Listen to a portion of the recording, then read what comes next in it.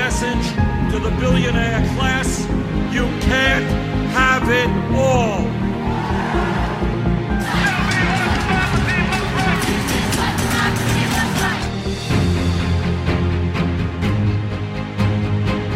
Hello and welcome to the Evolution of Now. My name is Aubrey Steinberger, aka Tensai Badger, and I'm joined here today by Jordan.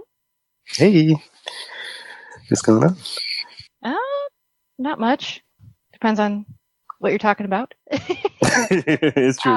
It's a very broad question. Yes, very broad question. We've also got Michael here with us tonight. Good morning. It's not morning on this side of the globe. Morning on this one. And we've also got a special guest with us this week. This is Lindsey. Hello. And I believe Chris is hanging about somewhere. Yeah, I'm here. I'm always here. Just always. Sad. Yeah, so I guess let's go ahead and just get right to it. So at 4 a.m. Local time, here in northwestern Iowa on Friday, since I think this is probably going to go up on Saturday, there was a train derailment. Thanks to, well, they assume it was probably because of the flooding going on up there.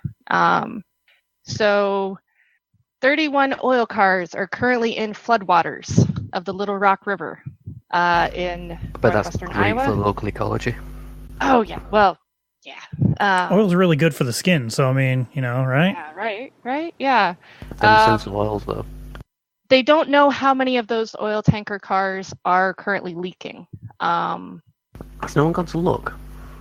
Well, they're a little busy at the moment because, like I said, there's flooding going on up there, and the river water rose pretty suddenly overnight, so they were actually kind of in the middle of evacuating a nearby town from the flood when they got notice that there'd been a train derailment. I think we're going to link to the Sioux City Journal article on it. And I believe, that was in the Des Moines Register's article. Oh, no, they do have it here in the Sioux City Journal. There's actually about a 25-minute long video of drone footage of the wreck. And, I mean, you can kind of see that, like, you have the raised bed or rail bed, which is up above the water, except for the part where all of the cars are kind of like piled up on each other. So it looks like the rail bed might have given way from the floodwater due to the floodwaters, but they don't know yet. It might have eroded somewhat. Yeah. So, and of course the engineer was driving through at like 4 a.m, so the sun wasn't quite up yet. So it's not like he probably even saw, what it actually looked like all around him.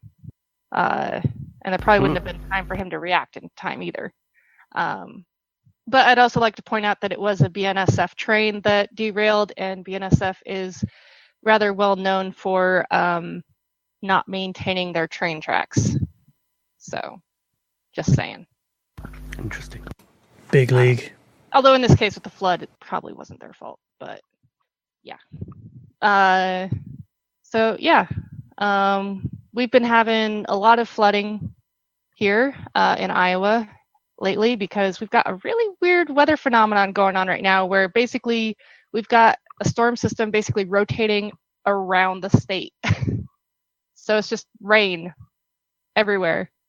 And as a result, there's a lot of flooding.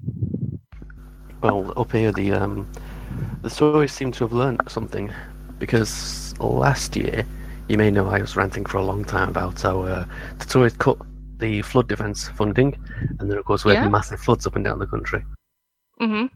So they've been a bit more generous with the flood funding this time. Oh, go figure. Because they cut the flood funding, and then levees burst up and down the country. Manchester flooded. Oh. The high street was a foot deep in water from the local river, and Carlisle was completely underwater, and much of the Lake District much of Scotland, all completely underwater. And it cost a few billion quid, whereas for a couple of 100,000 they could have saved all that. So this time they've been a bit more generous with flood funding. Yeah, it's unfortunately, I'm not even sure what our flood defenses are really, like how well they've been maintained over the years. I know they've had to sort of put some things off. I think they learned their lesson though, and they haven't had Sailorville Lake at like full capacity so everyone can go boating. Because they did that one year, and then we got a whole bunch of rain, and Sailorville Lake was already full, so they couldn't just let So yeah, they had to basically let the water out, or else risk basically losing everything. So, Nice. yeah, that was a horrible one. Thank you, Army Corps of Engineers. They managed the Sailorville Lake Reservoir. But yeah. But government can't do anything right. I think that was the year downtown Des Moines flooded in 1993. Yep. Yeah. Damn. So. Yeah. Moving on. Let's see. I think you had a story there, Michael. 2, if you don't mind me bringing up the other one. Go right ahead. Well, we'll start with that because everyone knows it, and it's sort of on everyone's lips at the moment.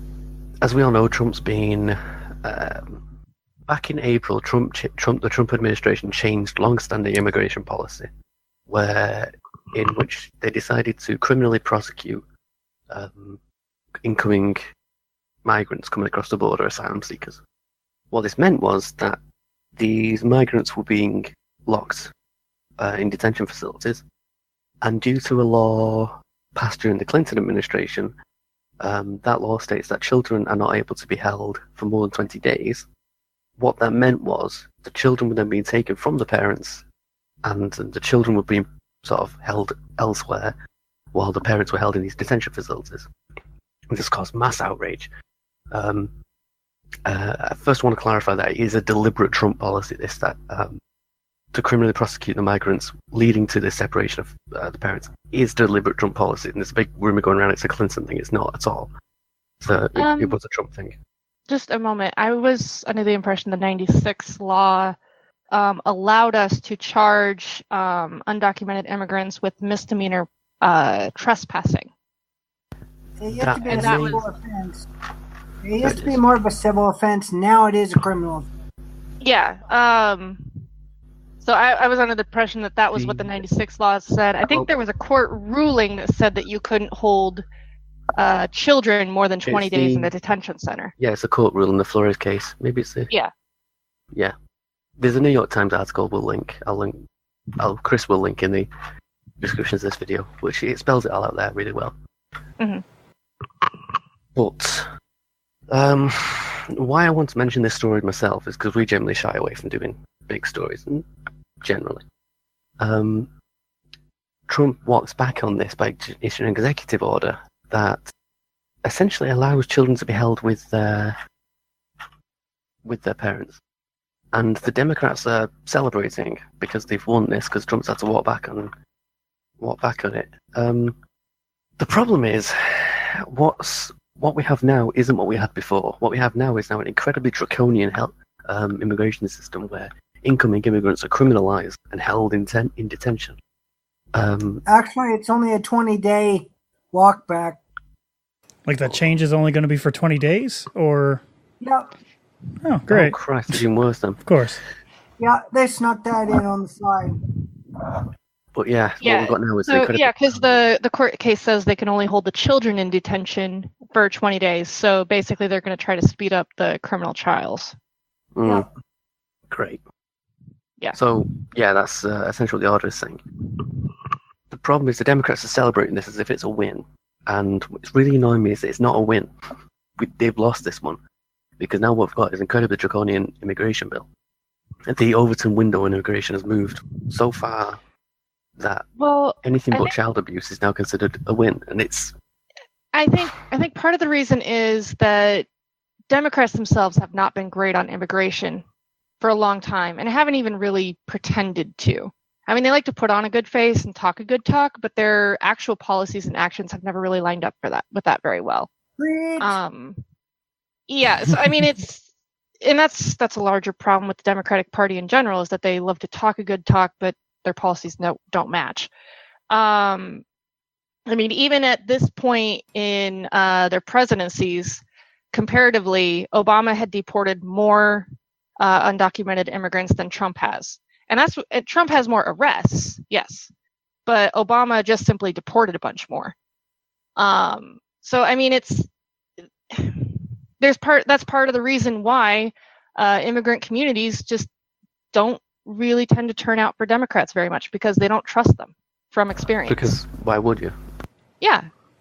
And it's much like in the recent DACA talks, when the Democrats are like, no, we're not backing down. We're going to get an agreement on this, and then they back down. Oh yeah, like as soon as Wall Street opened for business on Monday, they backed down. Mm-hmm. We're going to have a government shutdown over the weekend where no one's going to be affected. Yeah, basically.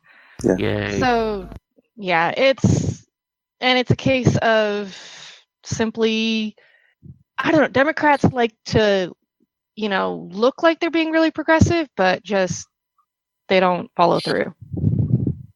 So. Yeah. Did you want to say something, Jordan? Oh, ooh, in unison. It's beautiful. Yeah, I mean, I agree with everything you guys just said. Also, I guess I follow some Democratic officials via Instagram. A little plug there, Instagram. But and at least based on the people that I'm following, and they're not necessarily quote unquote progressive. I mean, I'm talking about like Kamala Harris, and I mean Bernie for sure is definitely progressive. May Elizabeth Warren, I mean, I guess according to them, they still are kind of saying that there's blood on Trump's hands, despite the reversal of his executive order. So I do think, just to be fair, I do want to say that there are, I'm not necessarily if it's the official heads of the Democratic Party, like Schumer or Pelosi, that are saying that it's a win. But better types in the Democratic Party, but what I'm seeing of a lot of the Democrats is that they're happy that Trump's walked back as if they forced him to go back on his immigration law, and it's not.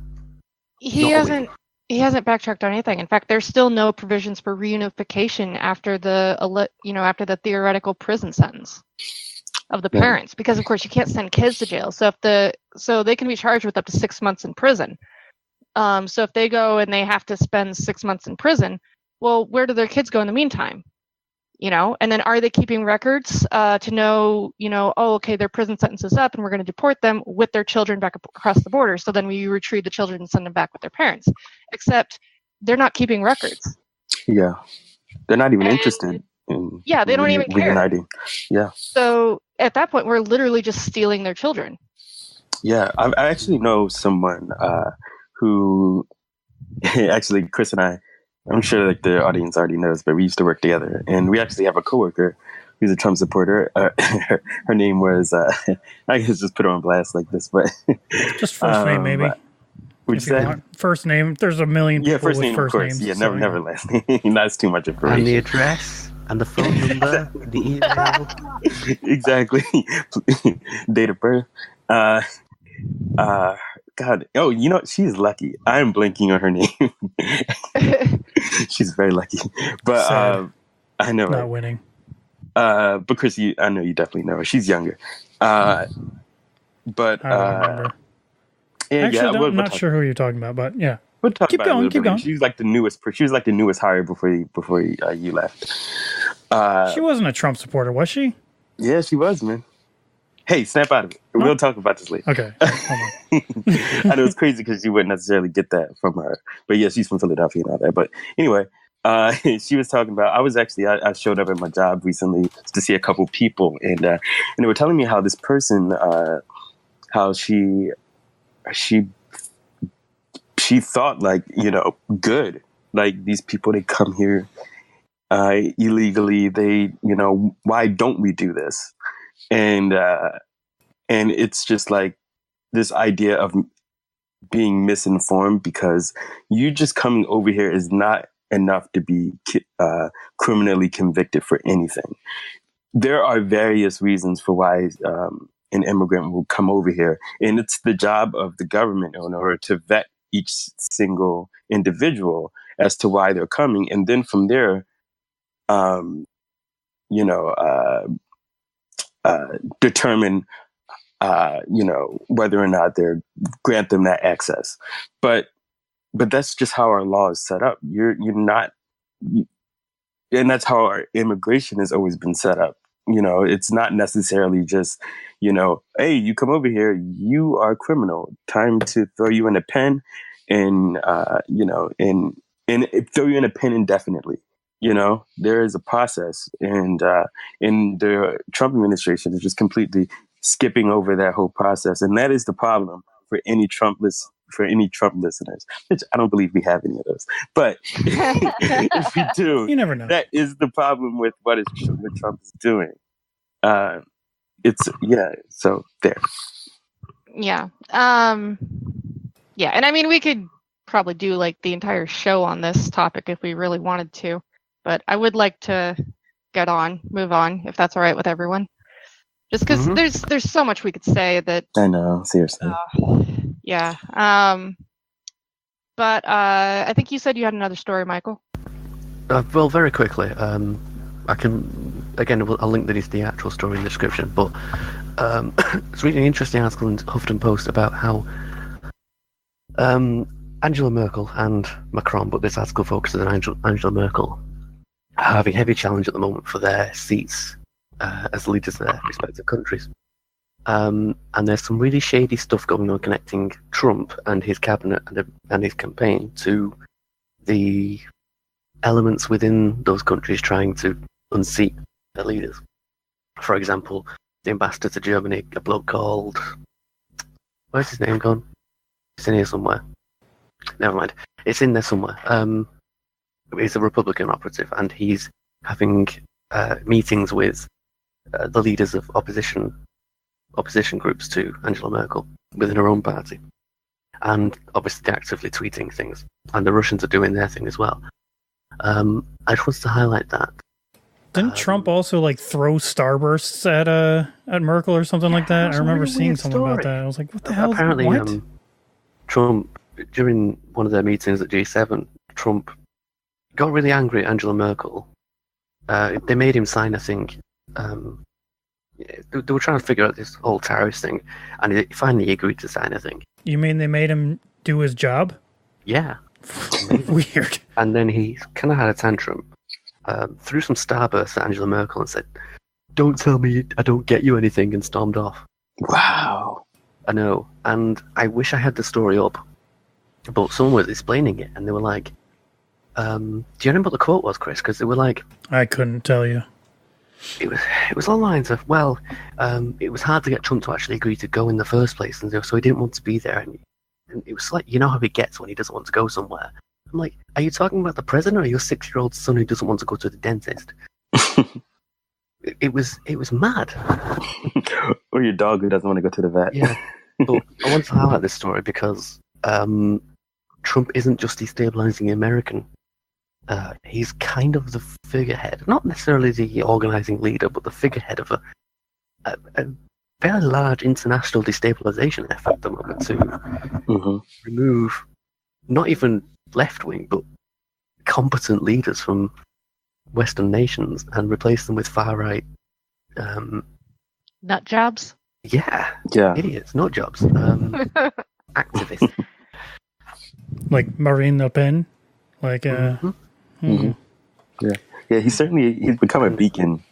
This guy Seehofer, who's the head of the Conservative Christian Social Union, which, that's not a name that rings alarm bells. Yeah, well, isn't Angela Merkel's party something about... Aren't they officially a Christian party too? Mm-hmm. Possibly. Yeah, they are.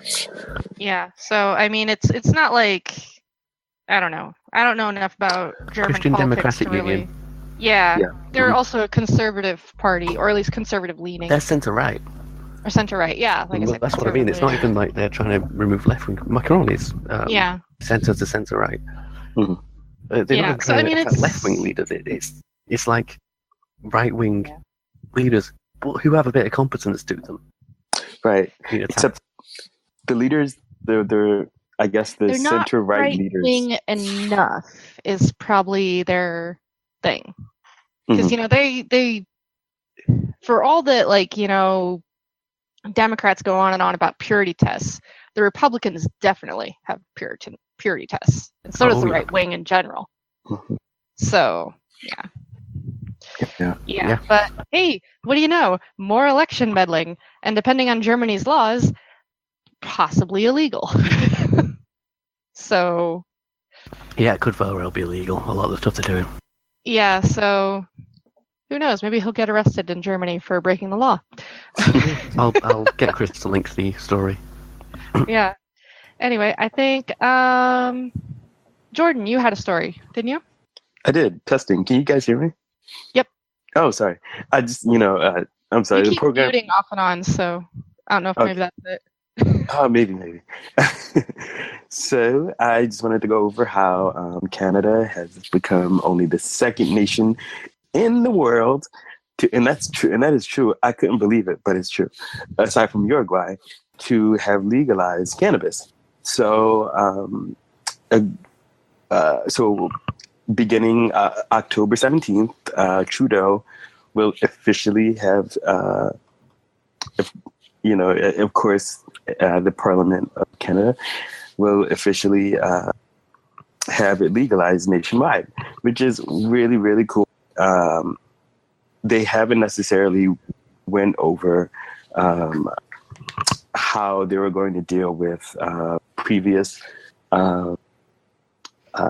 people who have been arrested or are currently for cannabis possession, but or marijuana possession, but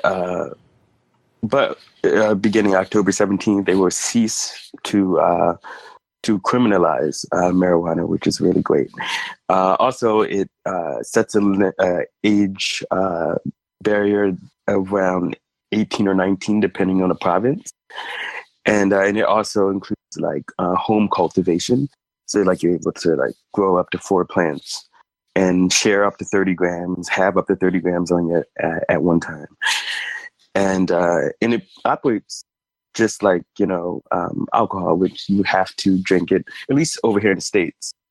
I'm not exactly sure in Canada, but you have to smoke it in a private facility or residential, but you can't necessarily do it. Okay.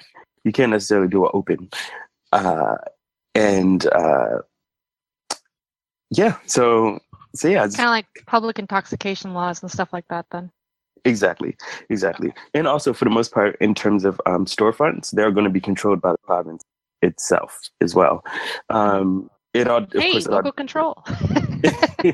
Exactly. Conservatives are always going on about how they want local control. Yeah, this is the way to do it.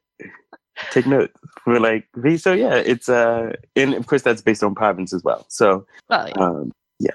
But also, I also wanted to sprinkle in another story that's kind of crazy, and it has to do with a runner who accidentally, a runner from British Columbia who accidentally ran into the U.S. and was detained for 2 weeks. Yep, that happened. Accidentally crossed the border. Well, they're doing border checks in Maine now, like inside the Maine, like in Maine itself. They're doing, like how they've had like those border checkpoints inside Texas for a long time, like up to 100 miles within the border. Yeah, they're doing that in Maine now. Something I learned recently that kind of made me wonder. Apparently, the U.S. immigration official, I can't remember all the names, they have authority to do searches and set up checkpoints and things 200 miles from the border, but they count the seas, the coastline, as the border. So about 60 to 70% of the American population lives in this border area. Yeah. So, like, most of the country is vulnerable to these random checks designed to catch illegal immigrants. But yep, exactly. Uncle Sam wants to take over. Yeah, so Yeah, it's a little insane. But yeah, if you're going to be in Canada and you're going to be carrying weed on you, you better be careful that you're not going anywhere near the border to the U.S. Honestly, it's funny you bring it up because it doesn't even necessarily take having it on your possession to be barred from the U.S. So some lawyers that specialize in immigration lawyers, I guess you would call them, they were saying how they've been giving tips to Canadians, basically saying that you even admitting that you smoke marijuana could be enough for border agents or the U.S. to bar you for life from entering the U.S. Yeah, it's actually pretty easy to get barred for life from the U.S. So, do you know who one of the top exporters of cannabis is? Ooh, legally, the UK. Oh yeah, you guys actually grow a lot, don't you? Yeah, we're one of the top exporters of cannabis. It's not even legal here. No. Yes, which is the most bizarre thing is it's not even legal, and yet you guys are one of the top exporters. It's just just hilarious. I did actually come across an article that said, "Could the UK be next?" So I don't know. You tell me. Well, if we're following trends, now that Canada has legalized it, that's going to spread it across the English-speaking countries a lot more because they're going to say, "Oh, hey, there's going to be all these articles in English about it, succeeding." Mm-hmm. So all of a sudden, you're going to have people all across English-speaking countries being like, "Hey, they did it. It's successful. It works. Why can't we do it here?"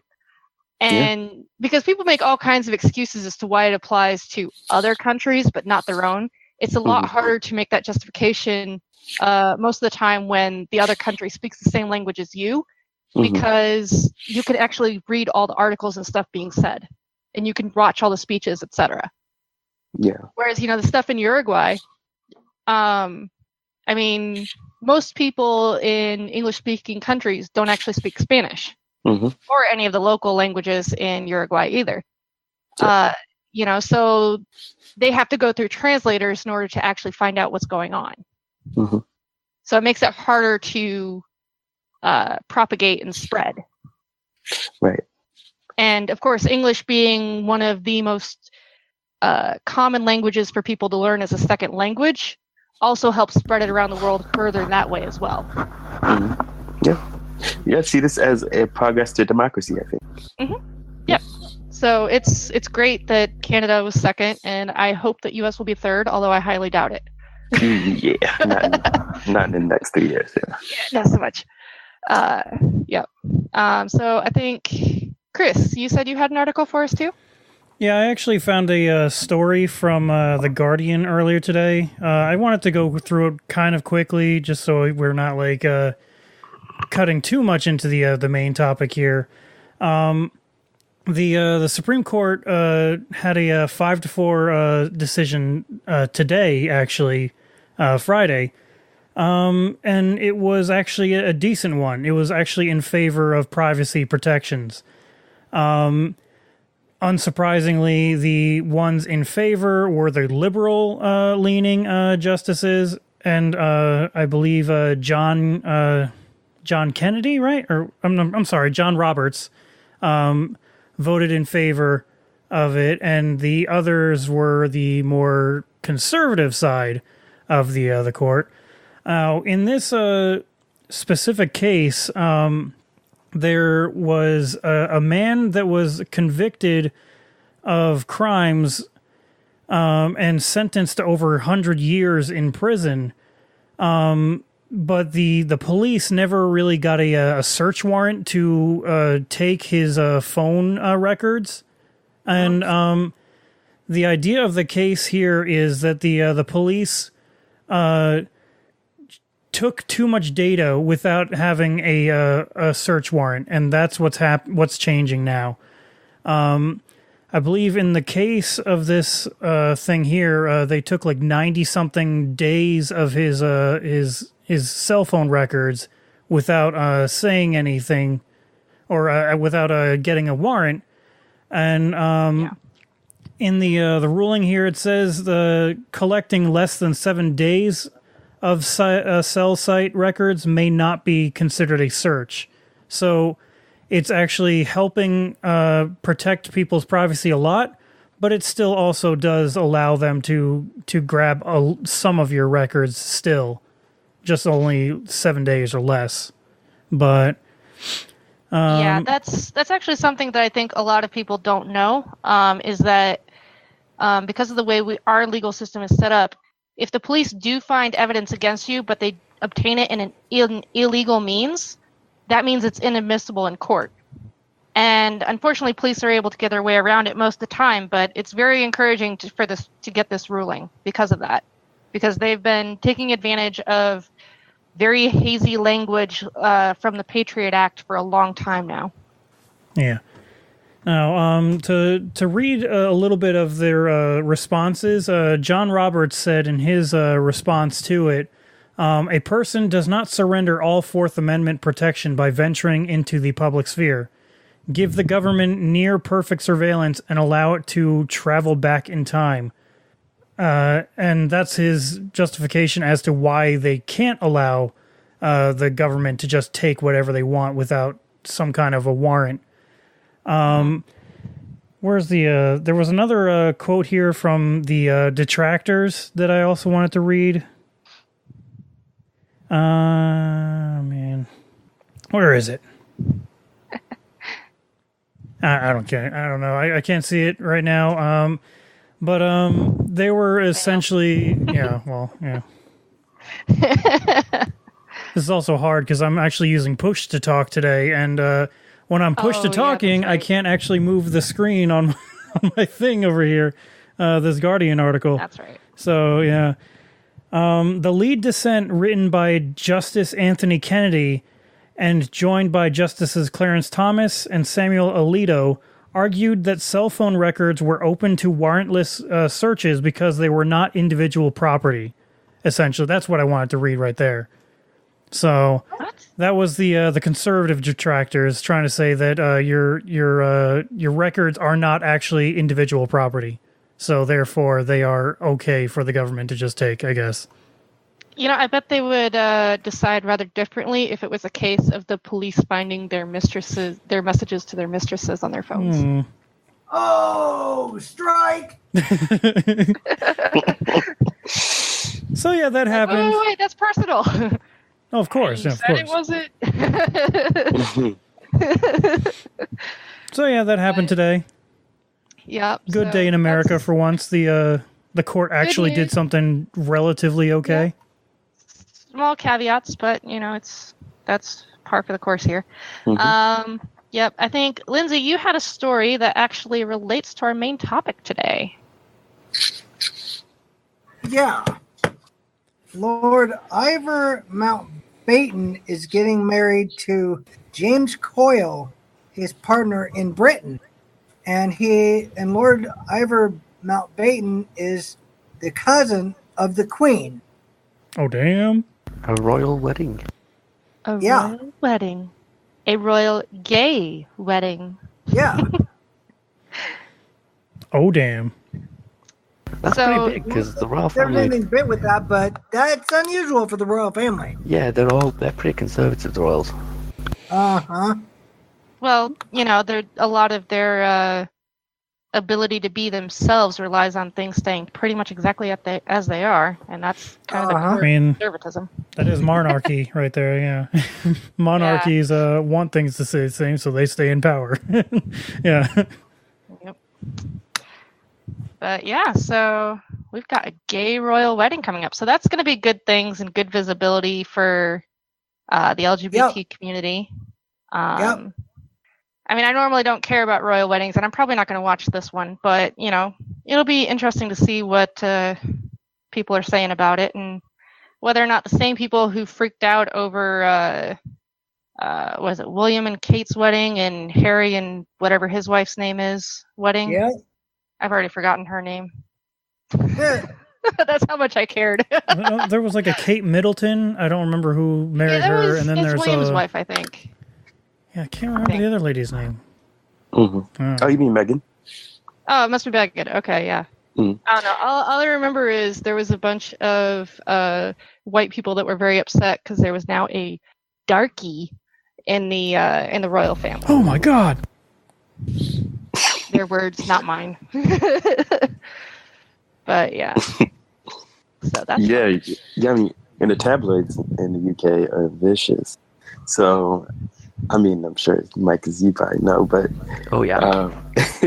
so yeah, they really. I mean, there were a lot of just as far as I know, as far as what I heard, there's been a lot of leading up to Harry and Meghan's wedding, just covert or even sometimes Not covert. yeah, right. Explicit racism in the way that they've been they've been covering that wedding leading up to it, and I'm sure probably still. So I can only imagine what it's going to be like for the. Yeah. Well, it is the Queen's cousin, so it's not going to be quite the same expectations as what was her name, Meghan? Mm-hmm. Yeah, that's true. As much as she faced, because she was actually marrying the brother of the heir. Mm-hmm. So yeah, I like yeah, how we all forget that William's dad's still alive. No one cares about him, though. Who cares? No one really cares about him. No. Is it William or Charles? Prince Charles, I think. Prince Charles, yeah. Yeah, there's from what I recall, there's a lot of jokes about him sitting there wondering when his mother's going to finally die so he can be king for like 5 days until he also dies of old age.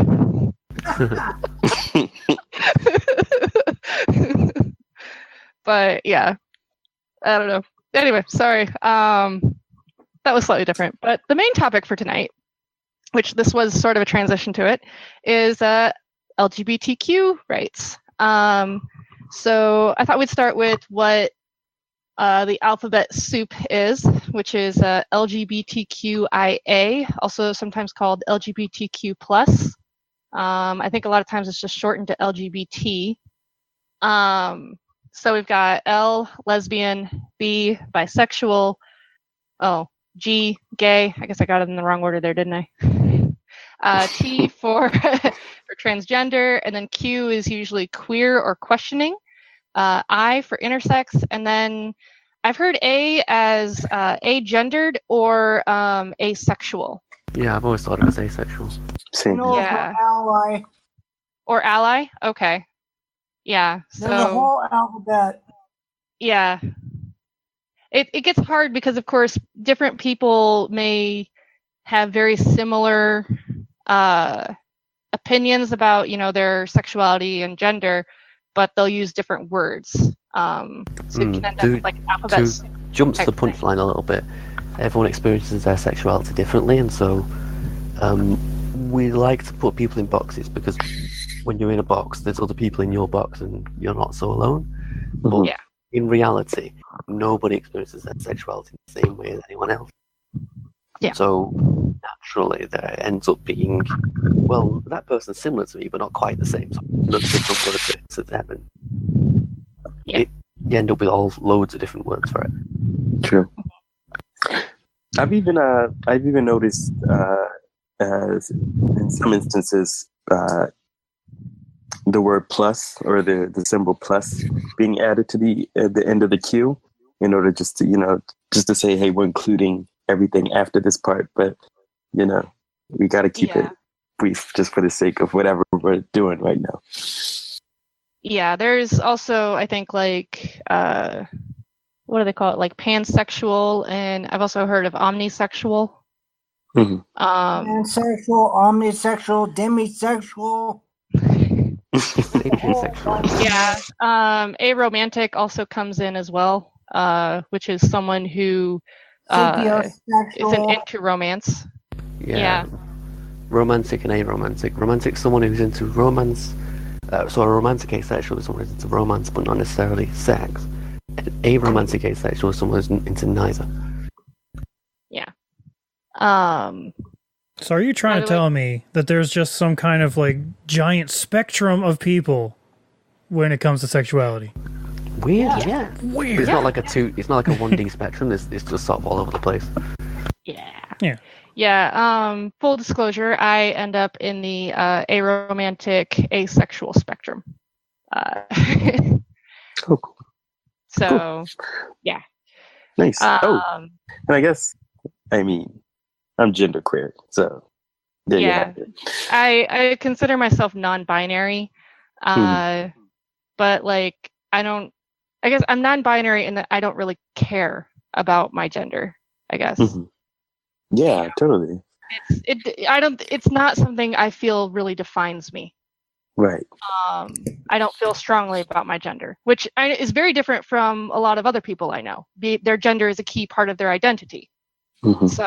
And I fall into the T for the trans. Obviously. I guess I would be like a cisgendered, a heterosexual, I guess. Yeah. I guess would be another term for me. Yeah, and cis is something that was kind of indicated that you are what is typically considered the default, or rather, you identify as your gender. Yeah. Gender. It's you identifying as the gender. I think they say it's the gender of your body and your gender align with each other, that kind of thing. Yeah. I think that's the way to put it. Yeah, that would be my category right there. Mm-hmm. So I thought we'd start out a little bit with talking about the history of LGBT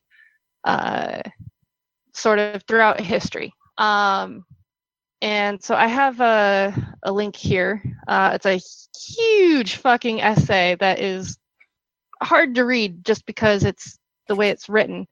But I have just one paragraph here that I wanted to read. It says, most historians agree that there is evidence of homosexual activity and same-sex love, whether such relationships were accepted or persecuted in every documented culture. We know that homosexuality existed in ancient Israel simply because it is prohibited in the Bible, whereas it flourished between both men and women in ancient Greece. Substantial evidence also exists for individuals who lived at least part of their lives as a different gender than assigned at birth.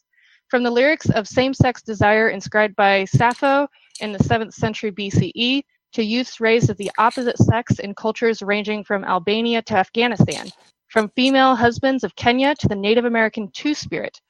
Alternatives to the Western male-female and heterosexual binaries thrived across millennia and culture. These realities gradually became known to the West via travelers' diaries, the church records of missionaries, diplomats' journals, and in reports by medical anthropologists. Such eyewitness accounts in the era before other media were, of course, riddled with the biases of the often Western or white observer, and added to beliefs that homosexual practices were other, foreign, savage, a medical issue, or evidence of a lower racial hierarchy. The peaceful flowering of early trans or bisexual acceptance in different indigenous civilizations met with opposition from European and Christian colonizers. And I really just kind of wanted to read that and bring that up because we have this idea that that LGBTQ people are new and that it's some new phenomenon. No. No, people have always been people. Yeah. And it's a case where they've sort of been suppressed by essentially cultures or by religion. So I mean it's kind of, and different cultures had different attitudes and ideas about it. Me personally, I believe that a lot of it has to do with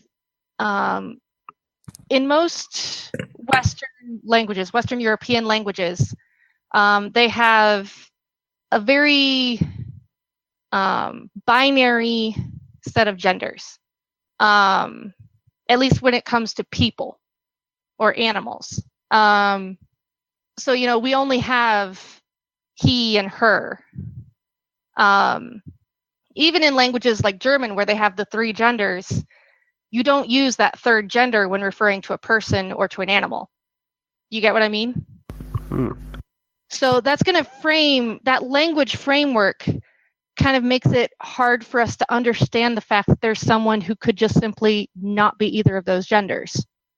That's true in the Western world, but in other countries, trans people are revered and celebrated. They're not trans, whatever they call them. Yeah. And, and of course, our English definitions don't always match up with other languages and how they define them. So, for example, in, I believe it's the Navajo language, there's 5 genders that you actually use for people and animals, depending on their roles in society and how they present themselves. So that's a difference right there in language. And I personally believe that language does influence the culture and cultural ideas that develop. It doesn't mean that, we're constrained by that our ideas are constrained by a binary system, but it is going to tend towards that direction just based on I had a conversation with someone recently who said, they were talking about gender pronouns, and one of the suggestions for people who don't identify with either gender would be Z, so XE, and all that stuff. And they were saying, yeah, but those gender pronouns are made up. All pronouns are made up. Yeah, all pronouns are made up. They don't exist in nature. We made up language. We can just make up more if we want to. Yeah, literally every word is made up. We add words to our language all the time. I mean, the word computer is a new word. Selfie is in the English dictionary now. Yeah. Yeah. Transistor. They made up that word in the 1950s when they discovered it. I say discovered, they invented it. Language evolves with us.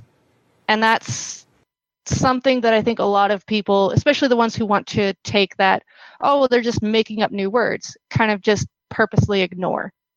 Automobile. Maybe purposely might just honestly not know. But yeah, so...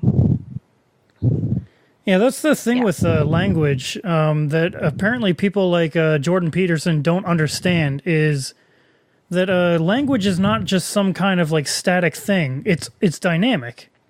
Language is always changing and always adding new words. Old words are being reduced, if not thrown out of common vernacular anyway. What are some words that might have been used in the past that we don't use anymore? Forsooth. What's that? Forsooth. Forsooth? You remember Shakespeare? Yeah, I mean... Yeah. Thee and thou. Yeah. We cut them from the language because they're clumsy and, frankly, unnecessary. It was part of a formal-informal use system, which a lot of other languages still have, but in English, we just decided it was cumbersome and unnecessary, so we got rid of it. It's weird. Yeah, I mean, and if you go back to Old English, it's completely different. I mean, we had verbs that conjugated, like their endings would actually change based on the subject. We have all kinds of stuff like that in Old English, and we just, over time, just got rid of it and pared it down. And actually, our colors have changed too. Yes. Pink used to actually be a strong color. That's why men used to wear it back before the Civil War. Yeah, that's less related to language and more related to cultural ideas. Yeah, but yes, cultural ideas also change over time. And men didn't wear pants during the Civil War. They wore skirts because it was too hot. I would rock a kilt. Those things are awesome. But, yeah, I mean... Yeah. Things have changed. Saying. Oh, yeah, no. Yeah. I mean, it like men used to wear wigs, powdered wigs all the time, and also high heels. High heels were designed for men originally, and that was to try and make men look more intimidating by being taller, I think, right? Yeah. Well, it made them taller, but it was also a very impractical shoe that you couldn't work in. So it was also had the added benefit of displaying the fact that you didn't work for a living. Ah. So it was a way of showing off your wealth. Interesting. And in a way, high heels still have that dynamic because any woman who has a job with high heels obviously isn't doing a blue-collar job. Probably she's not. showing off her wealth, although it's usually mandatory showing off wealth. But like, and that's also part of the reason why women go out and they buy these expensive high heels that cost way more than they should, because you're showing off wealth when you go out.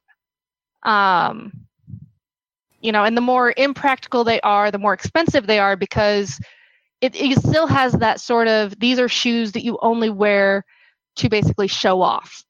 Whether that's showing off sexually or showing off, the fact that you don't need to run or whatever, or, walk a whole bunch.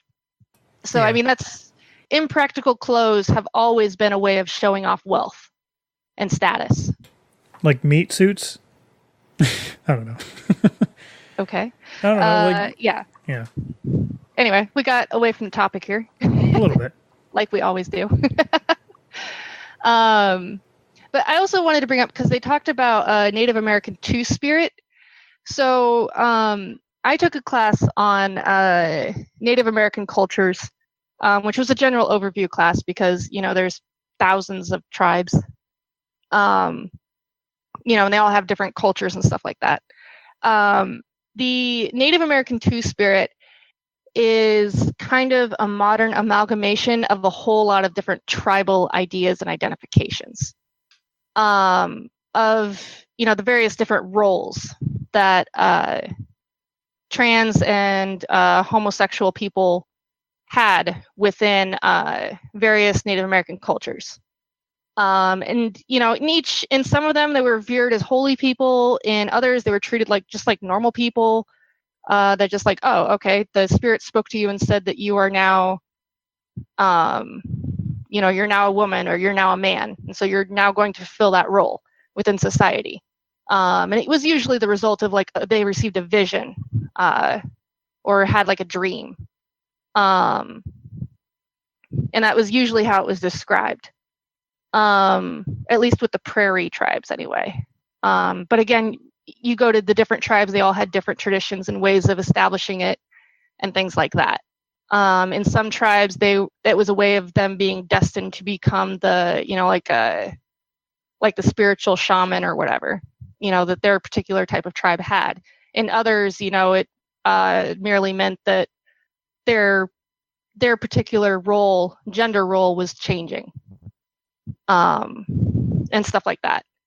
So I just wanted to highlight that, because we have a tendency to treat Native Americans as though they were all the same and they all believed and thought the same things, and that couldn't be further from the truth.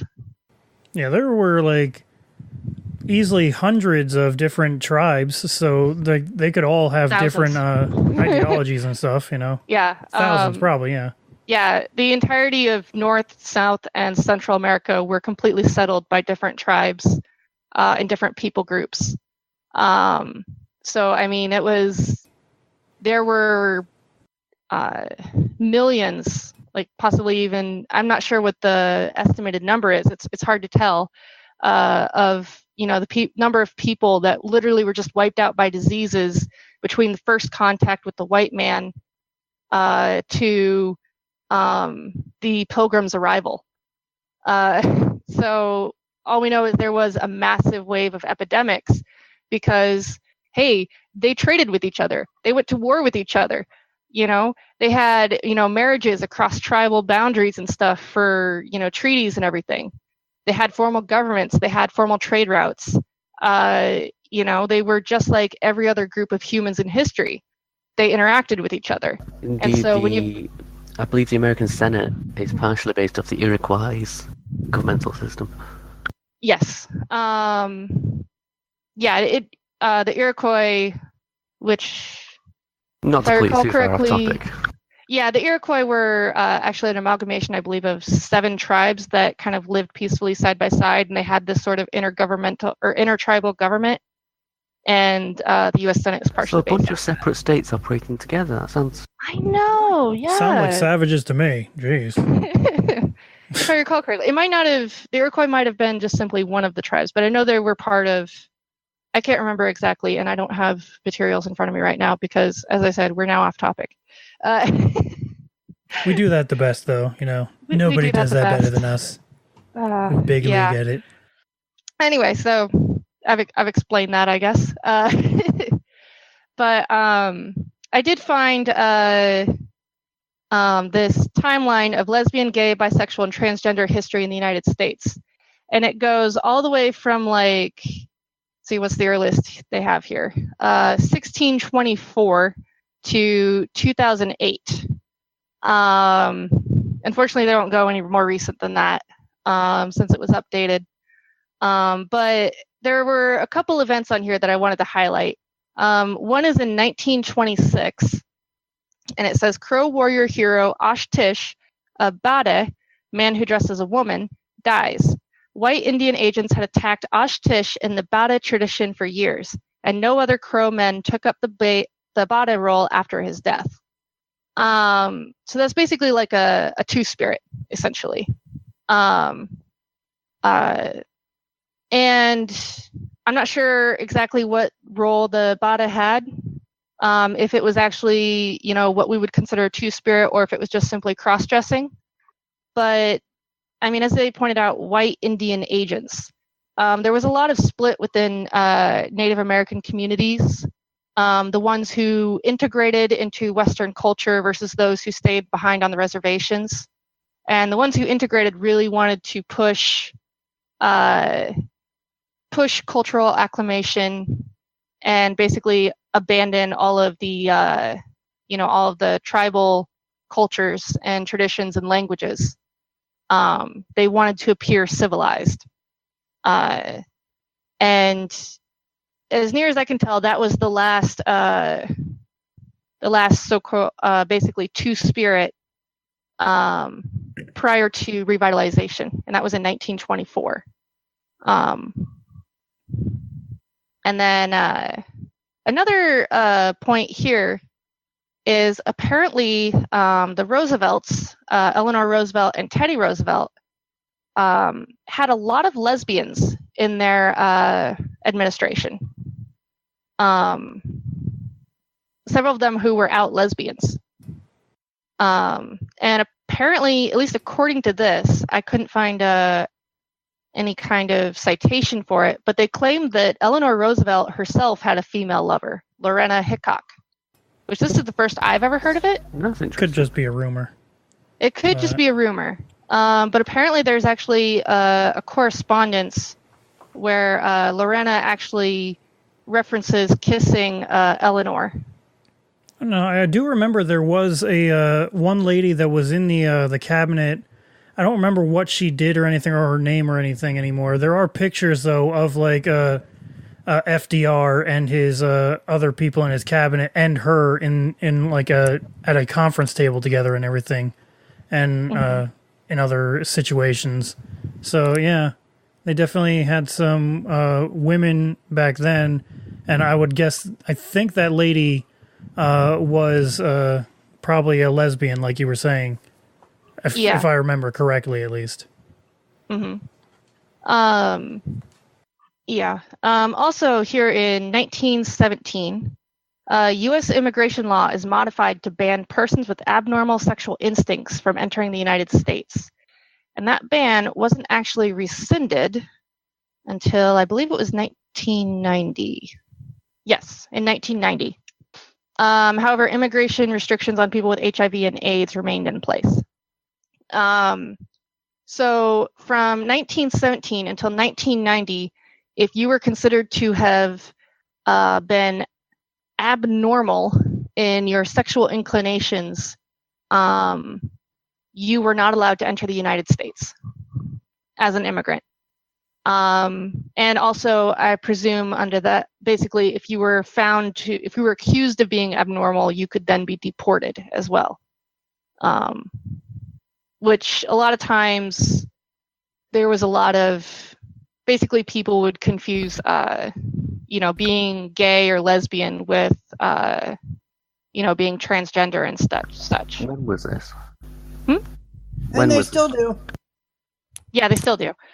Mm-hmm. No, because I was going to mention that Alan Turing, who of course was, he was a code breaker during the World War II, and he was instrumental in cracking the Enigma code, which was a probably sped up our war effort by a couple of years on his own. Well, obviously not completely on his own, but credited to him, he probably sped up the war by a couple of years.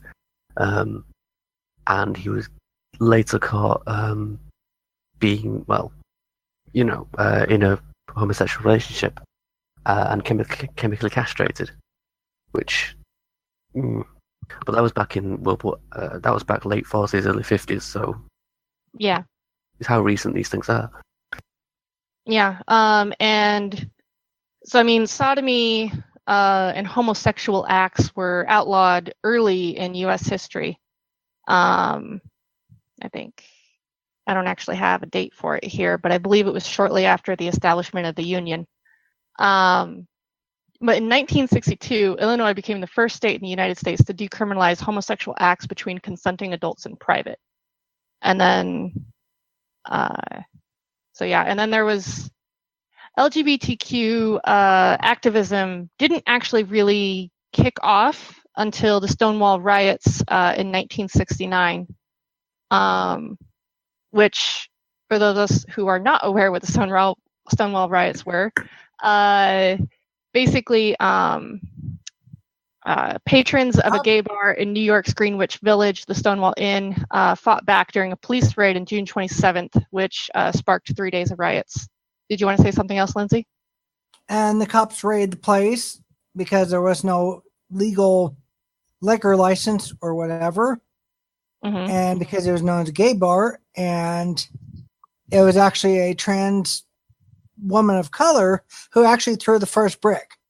Yeah. Who actually went after the cops first. So it wasn't gay people that started, it was actually trans women. Yeah. Yeah. Yeah, so I mean it's actually a bit interesting reading through all the different legal decisions and actions that I mean, almost all of them take place after the 90s. And during the 90s, there was a lot of stuff that basically, kind of made it difficult to be LGBTQ. From the Don't Ask, Don't Tell policy, which people like to say it was a step forward in allowing gay men to serve in the military as long as they didn't actually act on their sexuality, which I guess it was a step forward because they'd been barred from participating in the military prior to that. In fact, in World War II, there were massive efforts to make sure that gay people were excluded. That was actually part of their psych evaluations, was trying to weed out those who were gay and transgender as well. And then in, I think it was, when was DOMA? Was that 96? Yeah. Yeah, 1996. The Defense of Marriage Act, commonly called DOMA, denying federal benefits to same-sex spouses should gay marriage ever become legal, and creating an exception to the U.S. Constitution to allow states to disregard same-sex marriages performed in other states, which was actually really a very odd thing because marriage licenses are issued by states, and they've always been issued by states.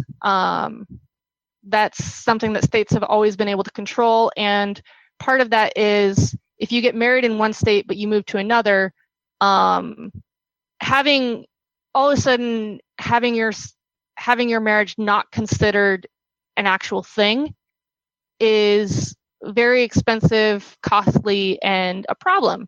So very early on, they said, well, no, you have to honor marriage licenses from other states, because that way you can't, and basically, how to put this, I wonder if part of that was trying to make sure that women couldn't escape harmful marriages by just simply moving to another state, just escaping, to some place where they would be suddenly not married anymore, But like I said, part of me wonders if that might be the case. But I mean, I could definitely see the problem with that when because people move. I mean, even when I look at my ancestors' history, even back, the one line that we have that's been here since the very beginning, they moved to about like 3 different states in a space of about 20 years. So, I mean, that was like, 100 years before the car was even invented. So, I mean, it's not like we have this idea that moving around is a brand new thing. That's not really the case. Most people stayed put, but, like when my ancestors moved from Pennsylvania to Kentucky, it would have been very awkward if all of a sudden they found themselves needing to get married again, despite having 5 kids together already. You know what I mean?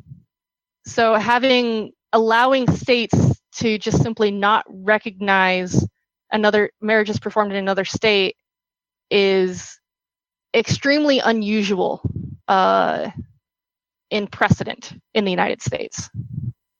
So I just kind of wanted to highlight that fact and how much that stood out to me. Yeah. And it's a really weird thing to pass, because that was 4 years before the first civil union would even be issued.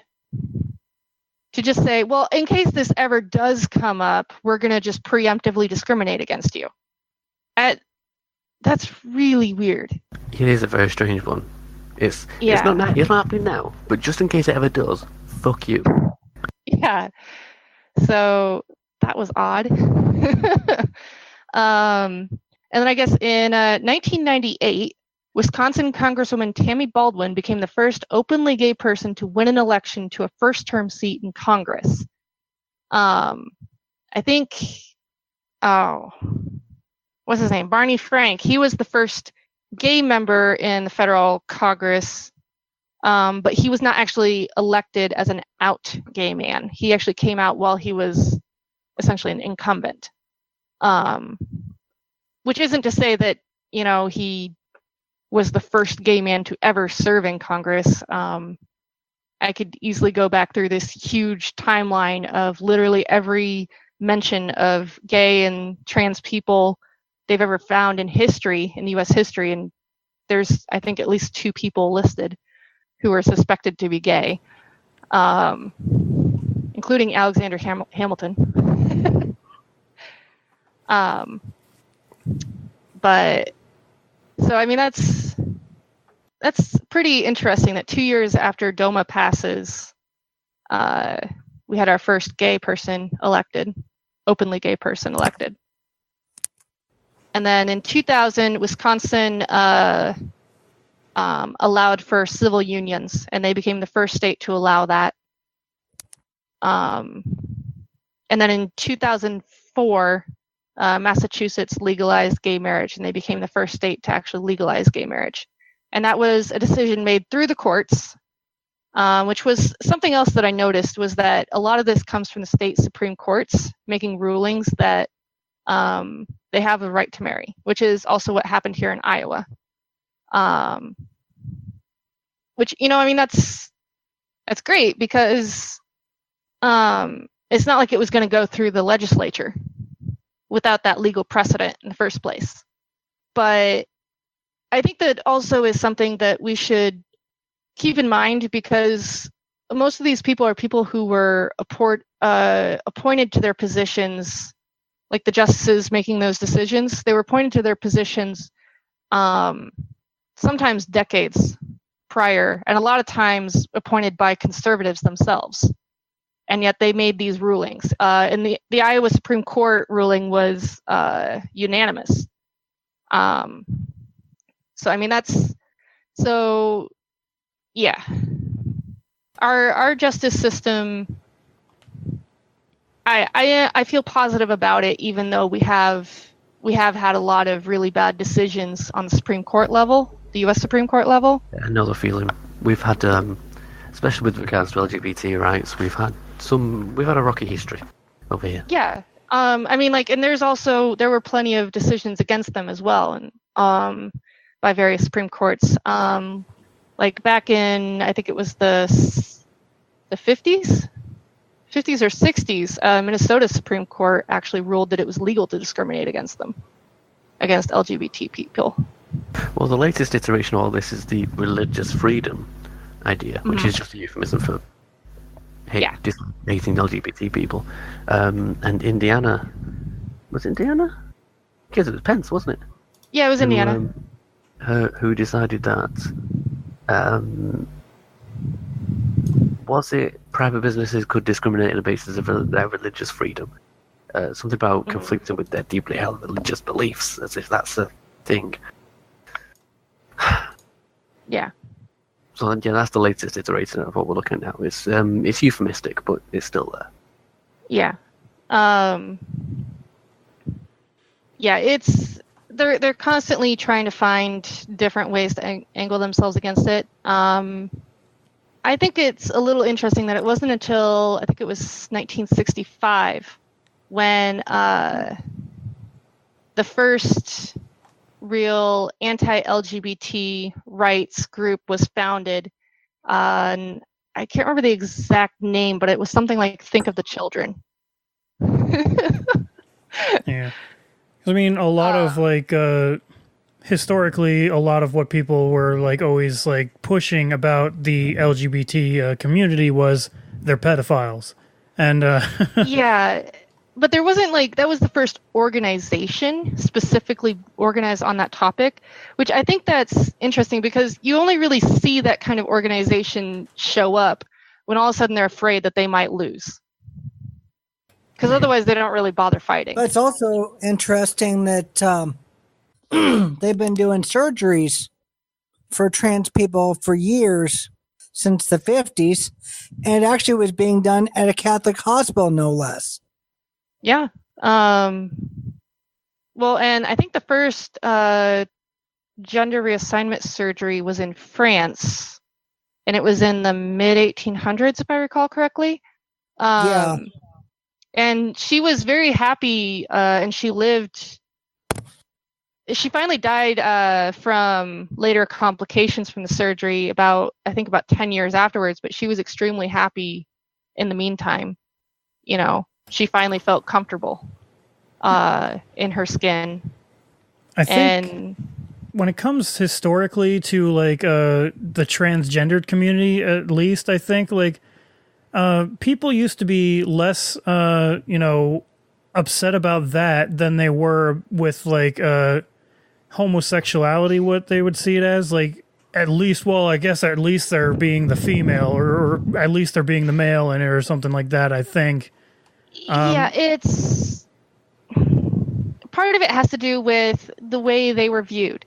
So I mean, another article that I read on this topic brought up that women were given this very tightly controlled gender role. And so for a lot of women, the only way for them to be self-reliant and actually break out of the gender role was to pretend to be a man. So it's actually, which is part of the reason why there are just simply so many more accounts of women dressing as men, cross-dressing, in history than the other way around. And a lot of it is just simply because, that was the only way to get ahead. We're honestly not even sure how many of them were actually transgender and how many just simply were cross-dressing for, convenience. I mean, I read a story about a woman who dressed as a man so she could go fight in the Civil War. I mean, there's... Mulan, and there you go. Yeah. And it was just, it's hard to tell because she didn't really leave behind very many memoirs or anything, and she was only revealed much later. So nobody is entirely sure as to what her motivation was. I mean, there was, there was a musician in Seattle who was revealed after his death to have been born a woman. I can't remember his name right now. He died in the 90s. Is it on this list? I will say one thing though about a also historic times where sailors back in like the 1700s and everything oftentimes would,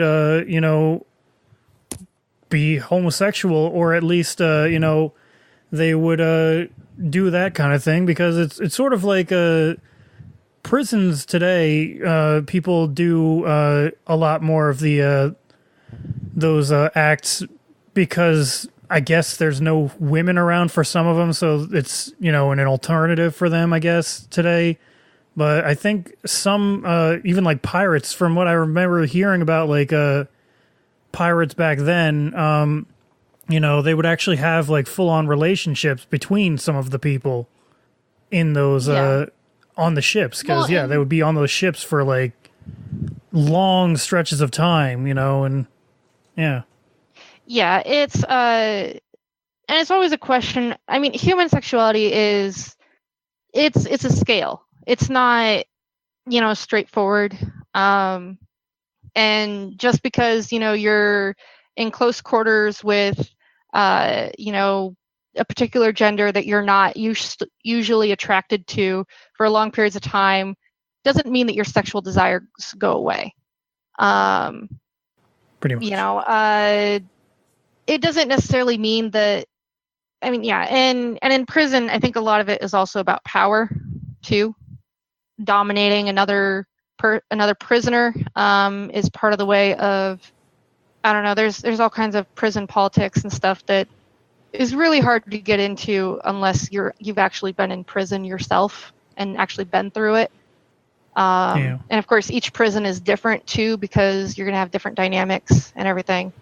I still think some of that at least is going to be just that, like, we're sexual creatures and, they desire sex. And when you really don't have any other options, some people might do that in those circumstances. And there's nothing wrong with that. It's just how things go sometimes. Yeah, I know. And, a large part of that is also denial of conjugal visits and everything like that too. So it was Billy Tipton in 1989. He died. He was a jazz musician, but he was actually born as a woman.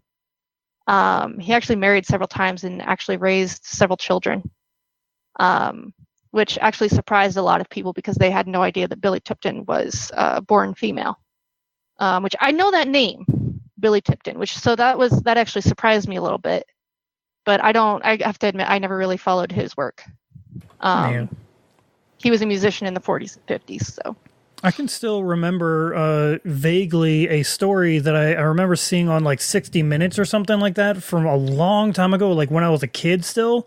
A guy had married this woman, but they'd been married for like decades, and the woman was actually a man the entire time, and they never actually knew it until like at some point it finally came out. It was an interesting thing. I only remember that part of it, though. I'm sure at that time, that might have been the 90s or something like that, maybe the early 2000s, probably were using that story in more of like a how dare this person lie to them about who they are, really, or something. I don't know. Yeah, and that's something that trans people really kind of have to deal with. Like, when do they come out to their partner? How do they come out? Are they going to get, rejected as a result of it? Yeah. It can be scary. It can be dangerous. Yeah, and it can be dangerous. I mean, there was that case in Laramie, Wyoming. Matthew Shepard case. Yeah. I mean, he was murdered because of that. So, I mean, and he's far from the only one. He just simply became famous because of the play, the Laramie Project. But one of the things that really struck me when I was reading through the history of LGBT rights and activism was that pretty much everything has kind of seemed to focus on gay people's rights. gay, lesbian, bisexual. Because we weren't really noticed until a couple of years ago. And I mean, I've also I watched an interview on BBC, I think it was, between I think it's a lesbian feminist and a trans person, a trans female. And they were having kind of a little bit of a debate regarding, I think, something to do with trans rights. Regarding trans rights for trans women who've been abused and are looking to flee to a shelter. Because at a lot of these shelters, because they were born male, they're often turned away. And I was completely shocked to hear this, lesbian feminist basically say, well, no, we don't want any men at these shelters. And then she seemed completely oblivious to, it was so weird. This denial of their rights and even who they are.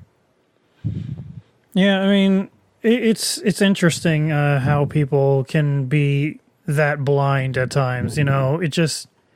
It's sort of like in some ways like the bathroom laws that people are trying to push too. In some ways, well, you were born a male, so therefore you can't use the women's bathroom because you'll attack women. And it's like, what? No, that's not nice. Yeah, that's not at all how it works. But yeah, all the bathroom bills that started passing around in it 2016?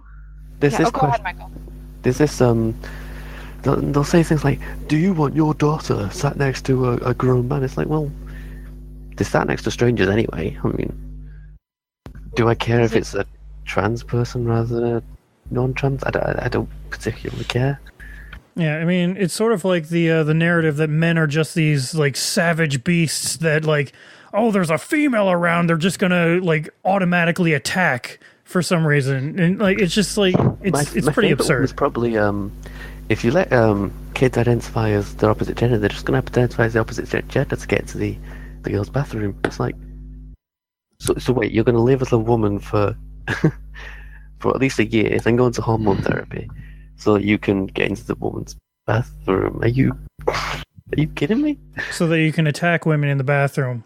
Or you could just be a male and just walk into the women's bathroom if you really wanted to attack women. You wouldn't have to go through the whole entire process of trying to pretend to be a woman.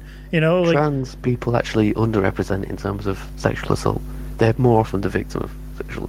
The worst. Who was it? I think it might be Shapiro, who came up with this stat transgender people are more likely to be involved in sexual assault than any other group. And he's like, as the victims. Yeah, well, they just spin the statistic. Yeah, but that's not just spin. That's I know. That's completely misstating it. But he's technically accurate, but at the same time, he's making you think it says something that it doesn't. I want to find a stronger word. It's right. It's just it's bullshit. Yeah. Black people are more often involved in police shootings than anyone else, and it's quick forgetting to mention they're more often the victim of those things. Oh, you remember that stat that we talked about at one point where it's 85% of male or black homicides are done by black men. And it's but 90 or 80% of white homicides are done by white people too, So it's it's not saying anything. So the stat it's if I punch you in the face and say, well, you were involved. Yeah, because I'm going to dress as a woman to go to the women's bathroom to attack women. Really? Totally. Where I would rather just be left the hell alone. Everyone does in the bathroom. Yeah. But and it's I had a because I think it was a local high school here in Iowa that allowed trans people to use the bathroom of their choice back during the immediacy of the whole debate over the bathroom bills. And apparently some guy thought it'd be hilarious to prove how wrong it was by dressing as a woman for a day, then walking into the women's bathroom, and then sticking his phone under the bathroom stall and snapping pictures of women young women in the bathroom. And then I just kind of, and they were using that as an example of, oh yeah, it's right for abuse. And I just kind of raised my hand and I was like, he committed a crime, right? Yeah, that's like, illegal. it doesn't matter, I mean, if I were to do that, I would be committing a crime. What if I dress as a woman and rob a shop? Is that Yeah, that doesn't prove anything because you could dress as a woman and rob a bank. Is that okay? No, yeah. But it's not because you dressed as a woman. It's because yeah, I mean, women could do the same thing, right? Like an actual woman could go into a bathroom with little girls too, and do the exact same thing. But that was basically my point there. Yeah, there was a candidate for I don't know what state it was that actually went in and harassed a trans woman on video. Oh yeah, that was California. She didn't win, she lost, obviously. But she thought it was funny to go in and video a trans woman. Yeah, violating her rights. Yeah. And yeah, and it's ridiculous. But I mean, I personally wish that we'd do away with gendered bathrooms altogether. I think it's kind of pointless. I would love to do that, but that costs money. I know. We would have to retrofit like every building in the country, and that's really going to be a difficult thing. Actually, it wouldn't take all that much effort because all you have to do is change the plaques on the doors. Mm-hmm. And then maybe there's not actually anything special in there, Yeah. I mean, maybe, for the ones that have urinals, I don't know, put up like some kind of like wall or something, like a temporary wall to make it so that, you have to like actively go in there or something. I think there's always going to be will have to be retrofitted. Yeah. I think there's always going to be a contingency though of males and females that'll always want there to be separate bathrooms because they don't trust the others. It'd probably be easier to just simply change the plaque on the currently male bathrooms to just simply say bathroom with urinal. So that, there's a urinal there. So if you don't want to see a penis, don't go in. Yeah. That would just simply be the easiest solution. And not all, men's bathrooms have urinals either. I mean, I've worked retail and I've had to clean plenty of restrooms. Let me just say, yes, men's bathrooms do tend to be dirtier on average. But women's restrooms have the most intentional messes. Let's put it that way. I've never once walked into a men's restroom and seen just a pile of poop on the floor. I have done that in women's restrooms. I think you guys take the cake then for more disgusting bathrooms. Just saying. Yeah, I know. Hey, when you work at a gas station. So I mean that's what I mean by intentional messes. But so I mean we currently have same-sex marriage legal across the United States now, thanks to Obergefell v. Hodges, that was ruled in 2015. But there's still a lot of people that want to roll that back because I don't know. They don't want people to be happy. No, because there's a lot of assholes out there. Well, yeah, I know.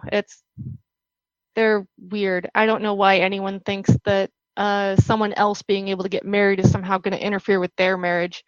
Which is weird. I don't think... I think and it's been long enough, and there's been, same-sex marriage across the country now for over 2 years. So I honestly think that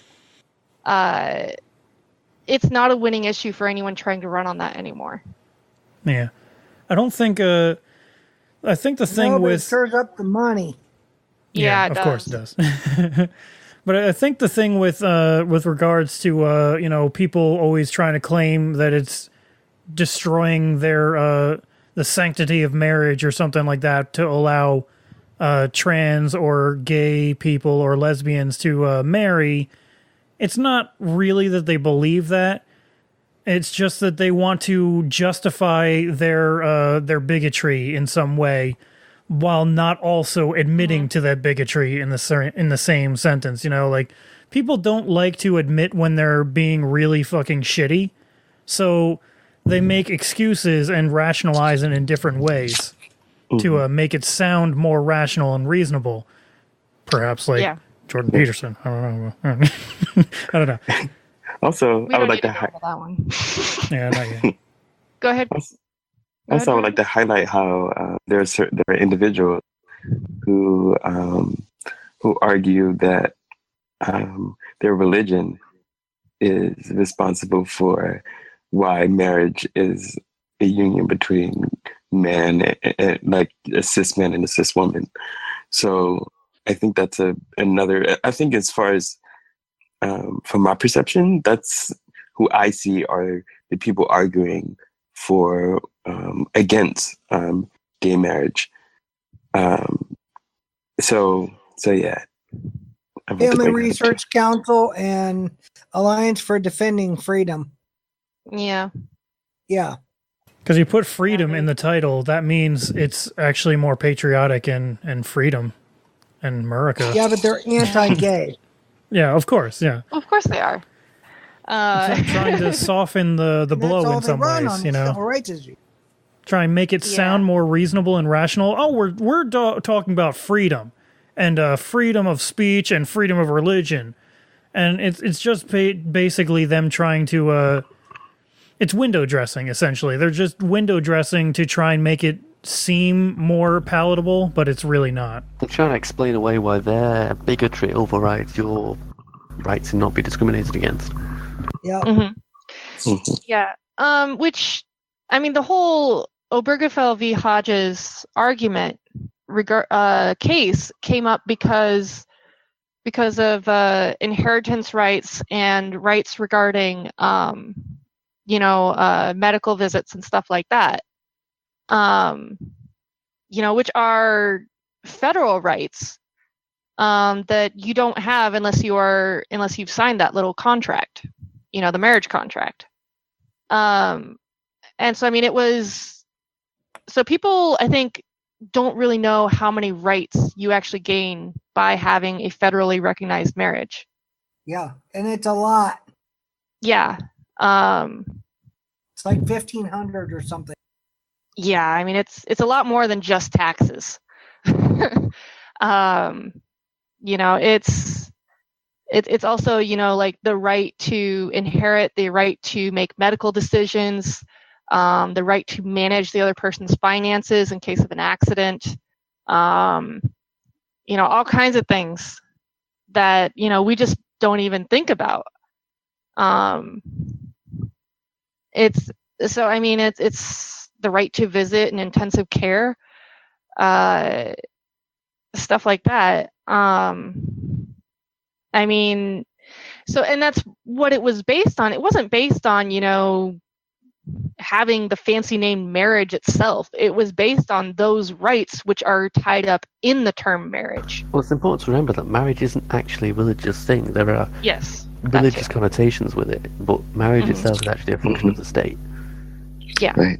It's also religious stuff is just extra. You do your own choice. You can go and have a religious marriage ceremony, but if the pastor isn't actually able to be a notary witness on the marriage certificate, you have to go before a judge or go find a notary witness who can sign that marriage license in order for the state to recognize you as marriage. Sorry, what? I said justice of the peace. Justice of the peace. That's the technical term because it's a bit different than just normal notary. Yeah. And it's not all pastors, not all clerics and, religious leaders are actually justices of the peace, or have that ability to sign a marriage license.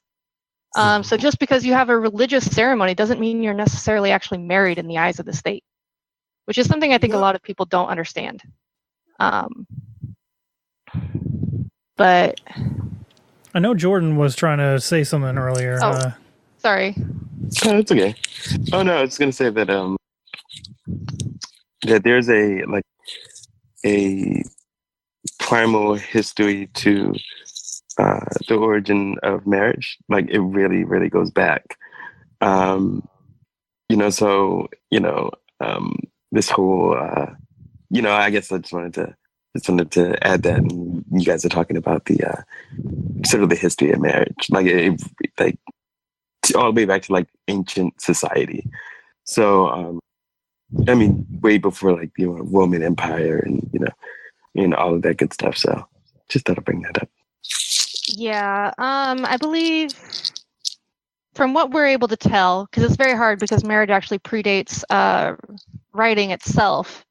From what we're able to tell, it was tied specifically to inheritance rights. So if they were married, then the children could inherit legally. And then there was basically less arguing over it. Of course, inheritance has always been messy because, there's always usually, more than, several kids. You have illegitimate kids. You've got, cousins, and everybody's going to fight for that inheritance. Different cultures approached it differently. Like, for example, in parts of Tibet, they actually just decided to go with a system where all the brothers marry the same woman, and then in that way, basically the inheritance stays with his family and with all of the sons, and they all just live in the same house and they're all married to the same woman, and so they don't worry about exactly who the father is because they know it's one of them. That's important to bring up because it just shows the fluidity of the definition of marriage over time. Like we've always I guess the world is always depending on society kind of I guess updated the definition of marriage. And of course what's the word? Monogamy itself is actually, it hasn't actually been all that common throughout history. It's actually much more rare. Polygamy is definitely the much more common, which is one man and many wives. And then it kind of comes down to, well, which child inherits? Is it the oldest? Is it the child of the first wife? Is it the favorite wife's kid, which would be the case of Solomon. David, he had several wives. Bathsheba was not the first wife. She was his favorite wife, and Solomon was his first living child by his favorite wife, but Solomon was not the oldest son, which was why the kingdom of Israel ended up splitting into the northern kingdom and into Judah. And Solomon ruled over Judah. And I forget the name of the oldest brother who ended up ruling over the northern kingdom. But, sorry, you can tell when I've studied the most. But so, that was just like literally one example of, a disagreement over inheritance caused a major political shift there. So that's why marriage has been very important politically, especially for those who have land or anything of value to pass on to the next generation. And also the church. Oh, sorry. Yeah, go ahead. This is Leslie. The church's involvement within the institution of marriage came much later on, actually after the collapse of the Roman Empire. So yeah. So, I think there's a misconception, especially with religious individuals, who believe that marriage is innately a religious institution, which it isn't. Yeah. going through history, having a government that is separate from your religion is not exactly common itself, but having a specifically religious ceremony that was considered separate from the state is different. We'd have to do a topic on that because, again, that's a long and complicated topic. But yeah, so I mean, it is difficult. There is still a lot of states where you can legally discriminate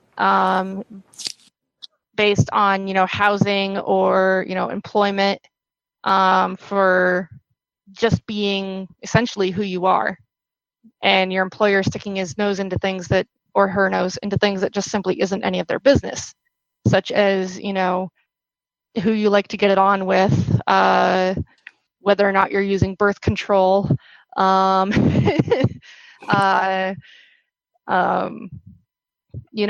just what kind of genitals you have.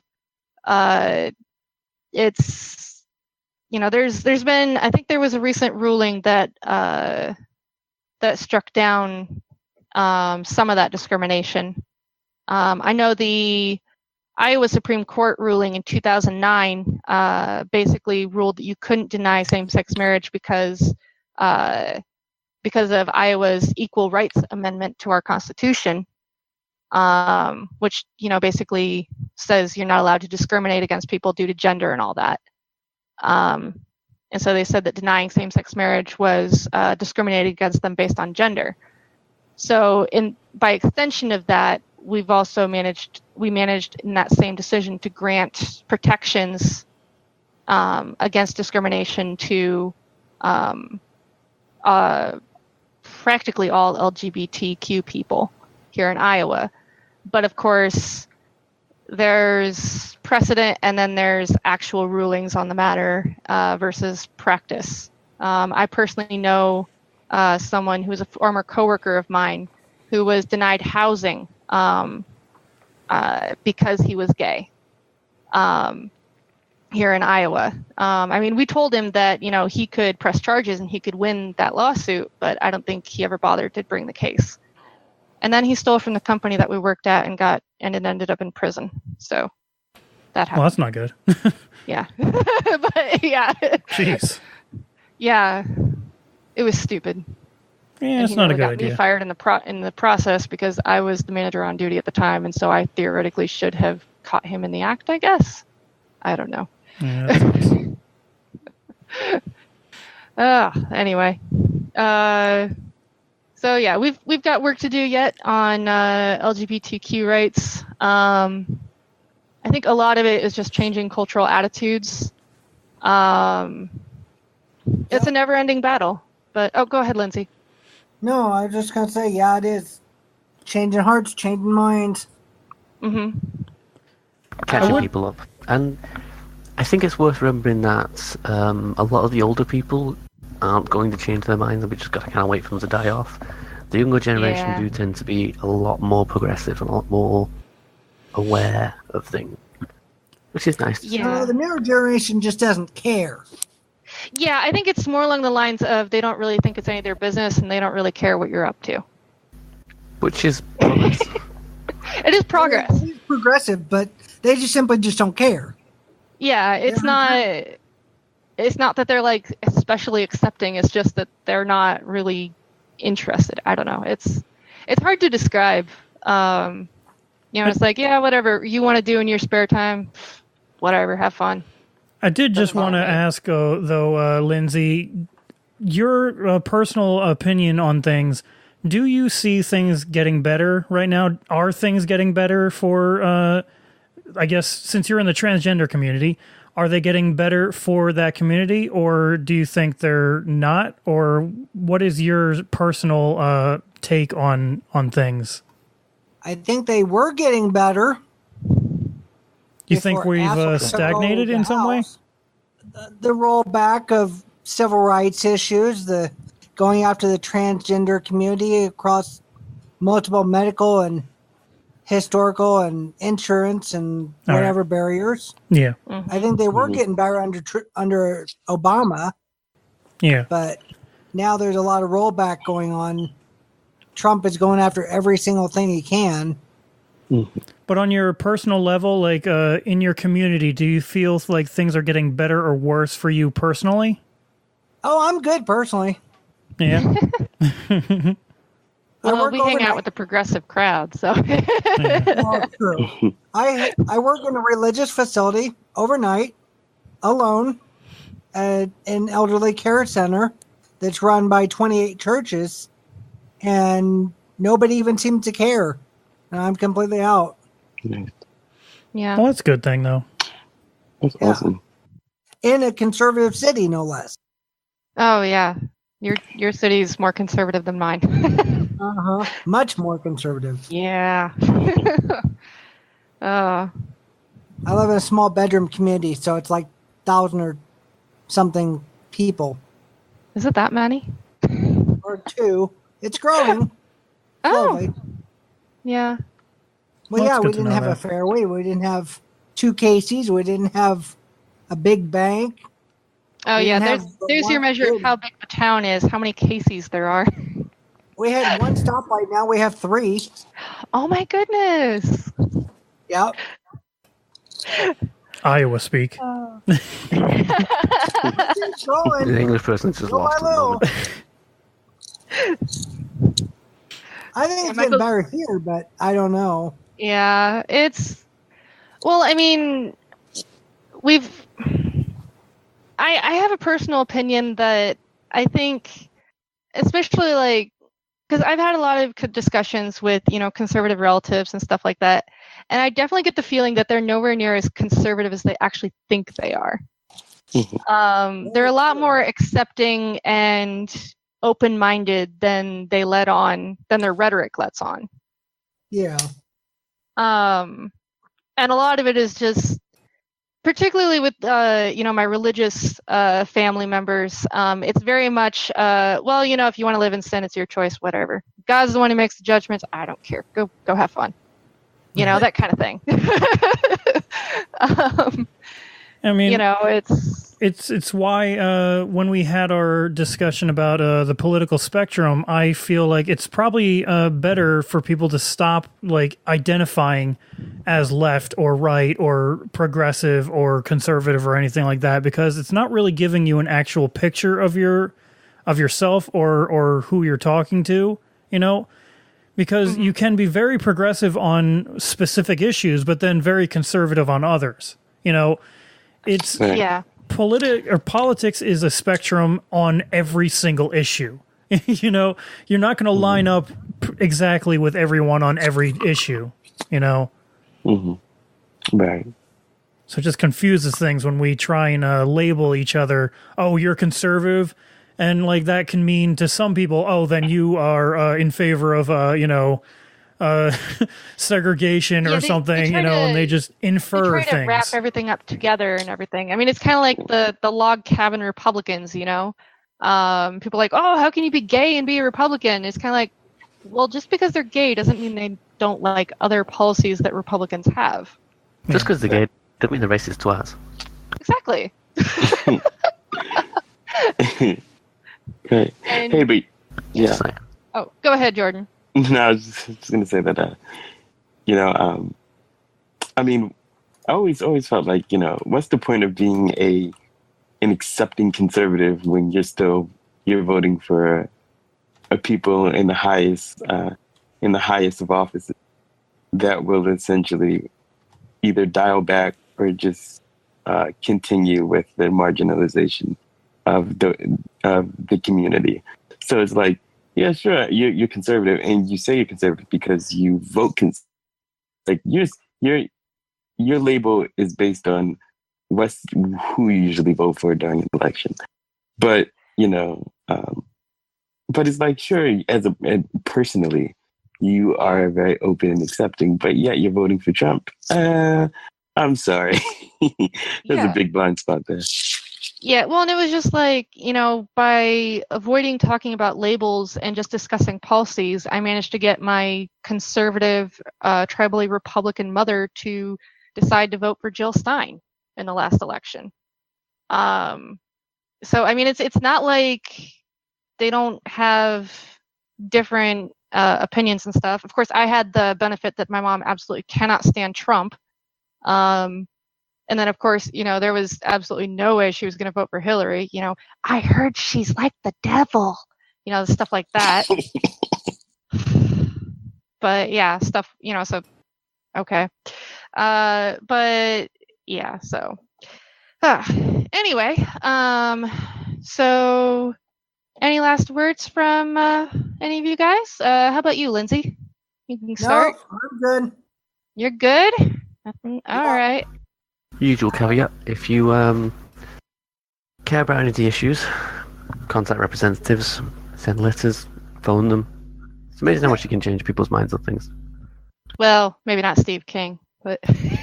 Well, Republicans, what do you want? Yeah, that's Lindsey and I's representative, so yay. Jordan, any last words from you? Yeah, pretty much. Yeah, I guess I just want to say that, just for everyone as an individual, you can hate the way our political system is set up, but our political system is a mere reflection of our society at large. You guys, we vote for these people. Whether or not you want to pay attention to politics, that's up to you. Except don't forget that our political system is shaped the way it is because of you. And of course, because of the massive as a whole. So it starts on an individual level. Get involved because you have no one else to blame. Get involved. That's it. That's right. I just kind of wanted to say for my last little bit that, I mean, even if you don't think you know anyone who's LGBTQ, you probably actually do when you just don't know it. There's a lot of us all around. Most of the time it just never comes up in conversation. But, I mean, I think getting involved is always very helpful. It's a struggle because a lot of people like to say the right things, but then they never actually follow through on their with their policies and stuff. And that's the number one struggle that Lindsey and I in particular are facing with the Iowa Democratic Party. They like to talk a big talk, but they don't really follow through. And so we're part of the political effort here locally to try to push them in the right direction. But so I mean, just get involved in your local parties, regardless of what party it is that you affiliate with. I mean, God's know, I'd love for the Green Party to actually become more of a presence, and because I personally think that they would push the Democrats to actually start acting on some of their rhetoric. If they feared all of a sudden that they might actually lose elections. To the Greens. But I mean, that's just my personal opinion. I know not a lot of people agree with me on that. Like Chris. Whatever. I mean. Yeah. Different ideas. You will literally argue for the rest of the night if you start on that. Yeah. Yes, we do. We will. We could, at least. I am not very solidly Democrat so much as I feel like I'm forced to be Democrat because there's not many other options. Yeah. And I really resent 2016 that. was an interesting year. I am definitely not solidly Democrat either. I'm not ever saying that I am like some solid Democrat either. I know. But yeah. I'm not. I know. Yeah. I'm not saying that you are. Okay. I'm just saying. But, yeah. So I'll turn it back over to you, Chris. You can give the usual sign out. I mean, I think we've gone really far over time. I think, like usual, so we're probably going to skip all that. My last little bit that I wanted to say about this topic is just like we were saying earlier, gender is actually a spectrum, and so too is actually your sex that you're born with too. There are people with more than just 2 chromosomes, because we tend to say XY is men and XX is women, but there actually are differentials in there too. Yeah, we have 26 chromosomes. I'm just that's not what I meant. I know. But like, we always there's the focus on 2 sex main chromosomes. Sex chromosomes. Yeah, that's what I was talking more about. than that. More chromosomes die. I know. Yeah, I'm just talking specifically about sex. I know. Our generation sex chromosomes. We've that, got more than 2 sex chromosomes. Yeah. Thank you. Yeah, some people can have 2 X's. Some people can have 2 or an X and a Y. People can also have 3 X's, and then there could be someone with an X, and a Y. So I mean, there are differences, and it becomes really hard to differentiate in some instances between what constitutes male and what constitutes female, even just from a genetic level, And there are people, we've talked about it, I think previously, where some people have more than 1 set of genitalia too. So it's big and open, and it's more complicated than people want it to be.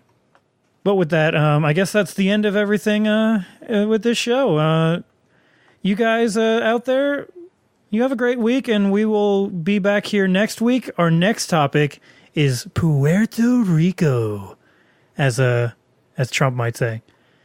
Another easy topic that I'm sure we can just knock out of the park with no problem. I have the easiest topics. But guys, you guys have a great week, and we will hopefully have a great week too. Hopefully. Bye. Goodbye. See you.